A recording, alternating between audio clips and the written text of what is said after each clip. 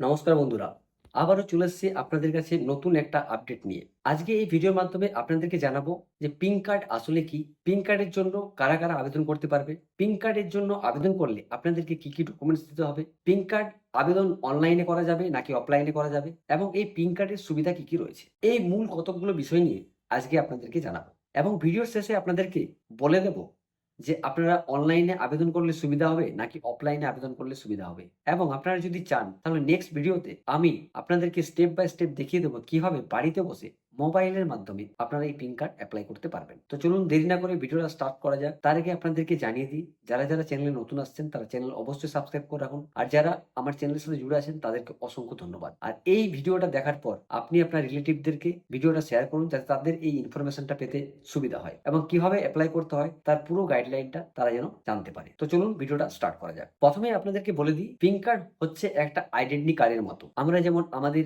কর্মজীবনে অফিসে গেলে অফিসের আইডেন্টি কার্ড থাকে, স্কুল গেলে স্কুলের আইডেন্টি কার্ড থাকে। এটা সেরকমই একটা আইডেন্টি কার্ডের মতো। এটা গভর্নমেন্ট দ্বারা পরিচালিত। এই পিন কার্ড করতে পারবে পশ্চিমবঙ্গের স্থায়ী বাসিন্দা মহিলারা। এই পিন কার্ড এপ্লাই করার জন্য আপনাকে কি, কি ডকুমেন্টস লাগবে? আধার কার্ড, স্থায়ী বাসিন্দার certificate, voter card, ration card কিংবা বিদ্যুতের বিল, পাসপোর্ট সাইজ ছবি এবং মোবাইল নাম্বার। আপনাদেরকে জানিয়ে দিই, এই পিন কার্ড আপনারা অনলাইনেও আবেদন করতে পারেন এবং অফলাইনেও আবেদন করতে পারেন। যদি অনলাইনে আবেদন করেন তার লিঙ্ক আমি ডেসক্রিপশনে দিয়ে দেবো, যেখান থেকে আপনারা মোবাইলের মাধ্যমে সম্পূর্ণভাবে এই পিন কার্ড অ্যাপ্লিকেশন সাবমিট করতে পারবেন। আর যদি আপনারা না পারেন তাহলে অবশ্যই কমেন্ট বক্সে জানাবেন, আমি তার স্টেপ বাই স্টেপ পরের ভিডিওতে আপনাদেরকে জানিয়ে দেবো যে কিভাবে আপনারা মোবাইলের সাহায্যে বাড়িতে বসেই এই পিন কার্ড অ্যাপ্লাই করতে পারবেন। আর যদি আপনারা অফলাইন করতে চান তাহলে আপনাকে পরিবহন দপ্তর, পঞ্চায়েত কিংবা ব্লক অফিসে গিয়ে এই পিন কার্ডের ফর্ম নিয়ে আসতে হবে। সেই ফর্ম আপনাকে পুরো ফিল আপ করতে হবে। তার সাথে আপনাকে Aadhaar card, voter card, ration card কিংবা যদি ইলেকট্রিসিটি বিল থাকে